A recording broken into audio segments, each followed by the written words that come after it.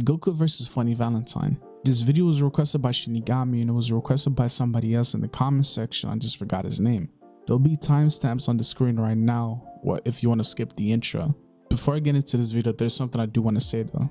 There'll be a Discord link in the description below in case you disagree with this outcome, or you just want to talk about Dragon Ball scaling or JoJo scaling for that matter. There'll also be a PayPal me link in the description below if you want to help out. You could donate like $1, 20 cents, 5 cents, or even a rupee.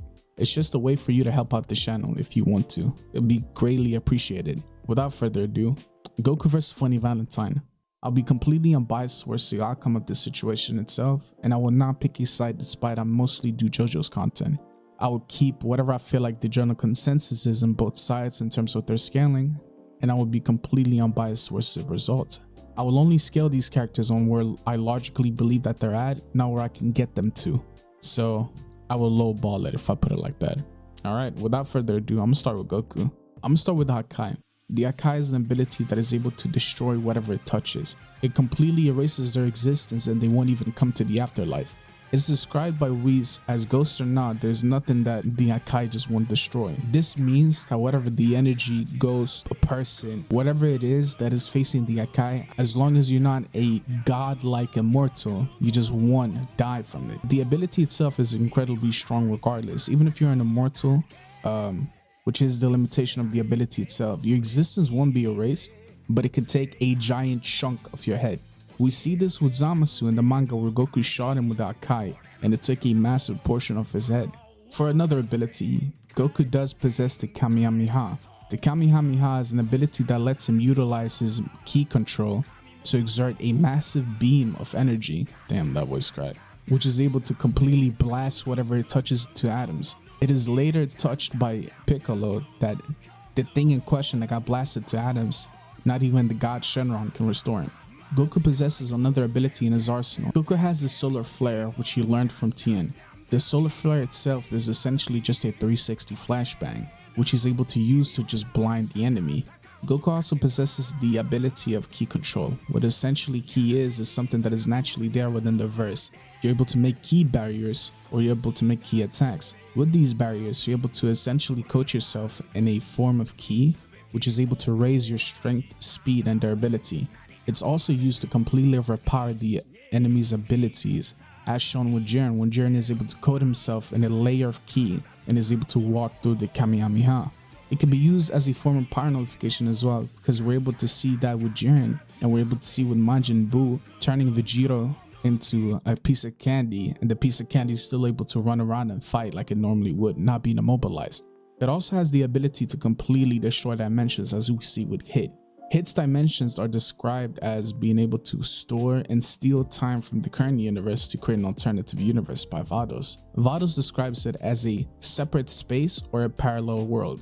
He's able to chain people in there and put them there as a prison of time, not being able to move. But if you're strong enough, as displayed with Jiren and Goku, you'll be able to completely disintegrate the parallel world. So just to clarify, if you have an ability that essentially does anything, like literally anything at all, it just wouldn't matter if character A, aka Goku, is just stronger than character B. He's stated to be the greatest martial artist on earth. This is impressive because characters such as Son Gohan is stated to master every single martial art there is in history, being the pinnacle of martial art. And Roshi is stated to be the god of martial art. Goku is also able to precog movements via air currents. He's able to sense what you're doing before you even do it via the air currents.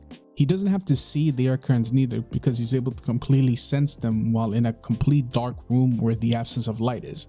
Goku says, even if it's dark, we can easily determine your movements, like with the air currents and such.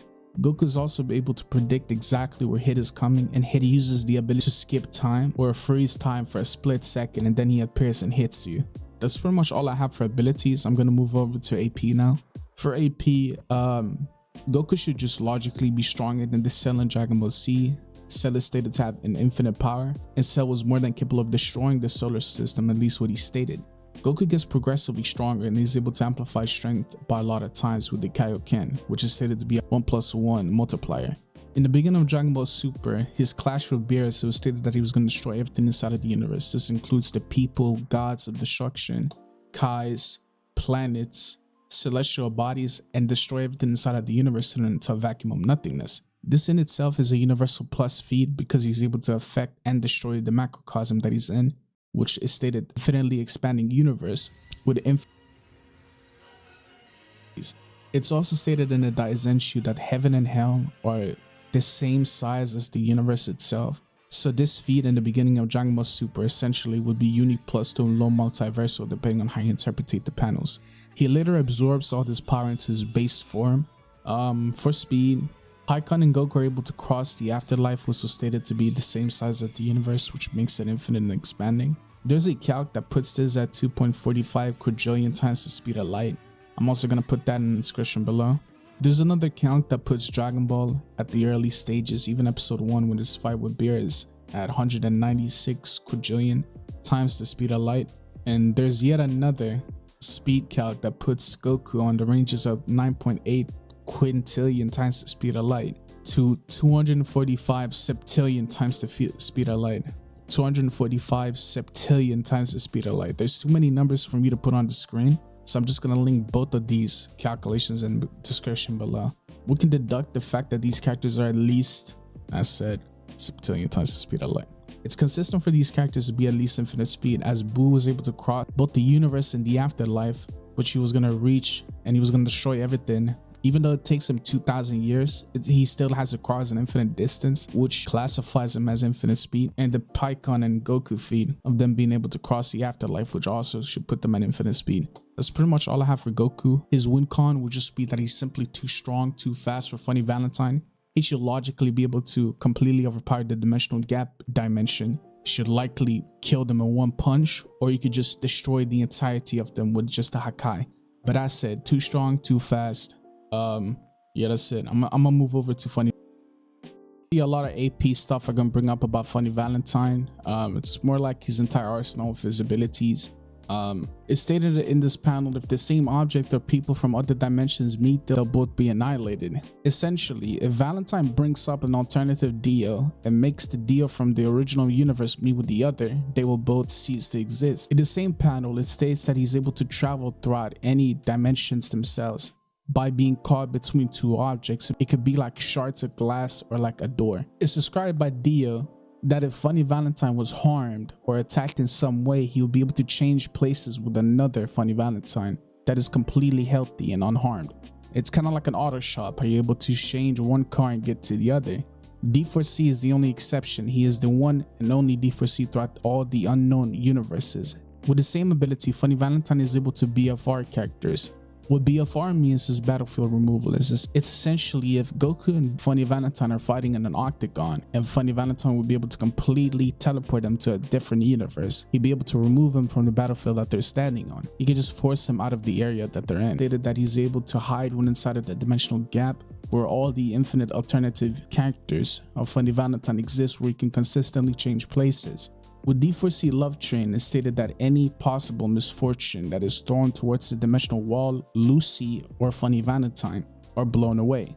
Wherever they end up, it doesn't really matter as long as they're far away from Funny Valentine or any allies with D4C. In this JoJo Veller panel that a lot of people like to use to get D4C to be immeasurable speed or 5D, it states that D4C transcends dimensions. That's essentially the justification that they use to keep this character at such as high length. It's intellectually dishonest to make the assertion that he does scale there, because transcending in this context doesn't actually mean that he's above dimensions itself. What's referring to is transcending just means being able to go beyond something. What he's doing is he's going beyond the dimensional gap that he's in and replacing himself or grabbing an ally as he did prior. That's pretty much everything I have for Funny Valentine. He doesn't really have much. He just has like a dimensional defense mechanism and just hacks that he's able to pin characters against each other and make disintegrate. That's all. His win con would likely be a stalemate, or the fact that he's able to pitch one character into the other and making them die. But then again, it's up until speed. How fast is Valentine? Valentine consistently gets beat up by Johnny. Johnny's bullets are considered to be as normal revolver bullets. Funny Valentine doesn't really scale to him. He consistently gets beat up by him. He results in sneak attacks to win the fight. So in conclusion, Goku is simply too strong, too fast, and everything in his arsenal is just so much greater that Funny Valentine is able to produce He's also strong enough to be able to obliterate the dimensional gap that he does stand in. That guy would be able to destroy him in his stand. That's pretty much all I have. To be fair, like, Funny Valentine is not that strong. He's overly hyped, weak as fuck, slow, kind of ass. He's just a glorified winner of you. That's pretty much it. You join my Discord in the bio, and peace.